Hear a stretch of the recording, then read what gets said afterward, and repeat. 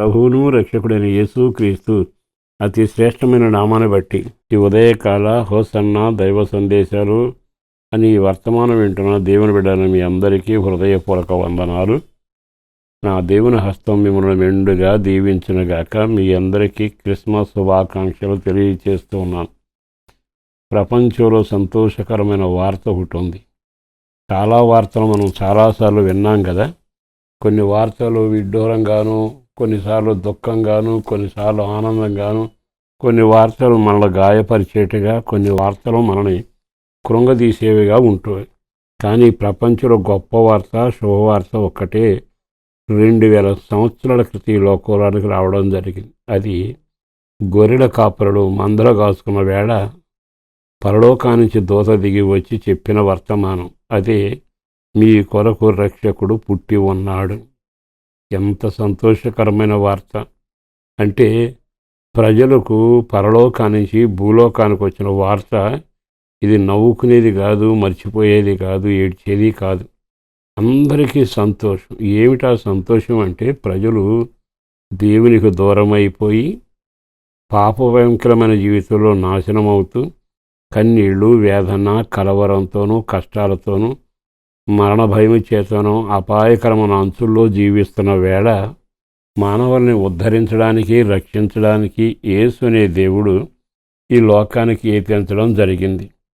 మరొక విశేషం ఏంటంటే, ప్రజలందరి కొరకు ఆయన రక్షించడానికి ఈ లోకానికి వచ్చి మనందరి పాపాన్ని నుండి, శాపం నుంచి విడిపించి ఆయన మనల్ని రక్షించడంలో ప్రముఖమైన పాత్ర పోషించిన వాడై దేవుడిగా ఉండవలసిన వాడు మహిమను వదులుకొని మన కొరకు దిగి రావడం జరిగింది.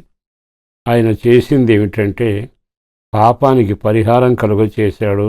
మన శాపాల భుజాన వేసుకుని శిక్ష అనుభవించి నరకం, యమగుండం నుంచి కాపాడుతూ వచ్చాడు. రెండవది, మనందరికీ సమాధానం కలుగు చేయడానికి వచ్చాడు. ఈ రోజున ప్రపంచంలో కరువైంది సమాధానం. అందుకే ఆయన సమాధానకర్త అని పేరు పెడితే, ఆ సమాధానకర్త ఈ రోజున ప్రతి గుండెలోనూ, ప్రతి ఇంట్లోనూ, ప్రతి వాని జీవితంలో సమాధానం స్థిరపరచగలిగిన వాడు.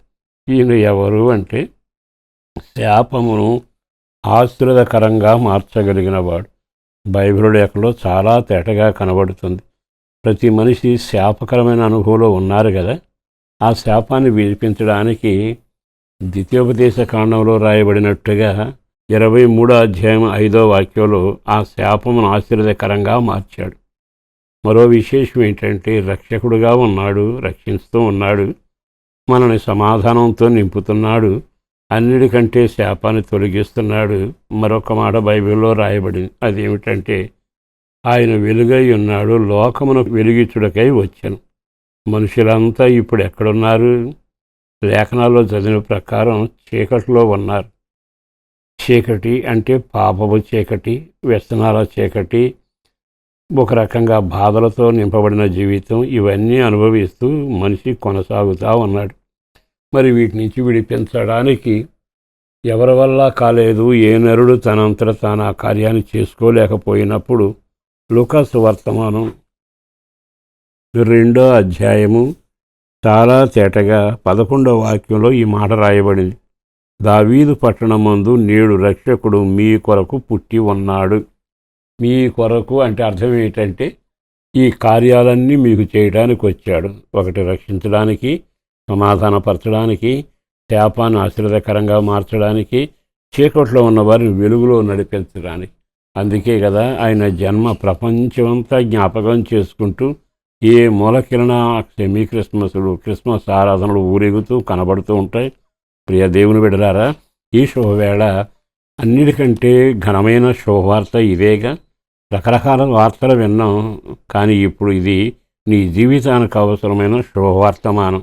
ఈ మాట విన్నాకైనా నీవు ఆయన వైపు తిరిగి, నిజమేగా సమాధానం లేదు, శాపంలో ఉన్నాను, చీకట్లో ఉన్నాను, ఒక రకంగా కాలు జారితే మరణ పంచుల్లోకి వెళుతున్నాను, నాకు రక్షకుడు కావాలని ఆయన వైపు తిరిగితే, ఆయన నీకు దేవుడై ఈ కార్యాలు చేసి నిన్ను రెక్కల నీడలో భద్రపరిచి క్షేమాన్ని కలుగ చేయగలిగిన వాడు ఆయనే.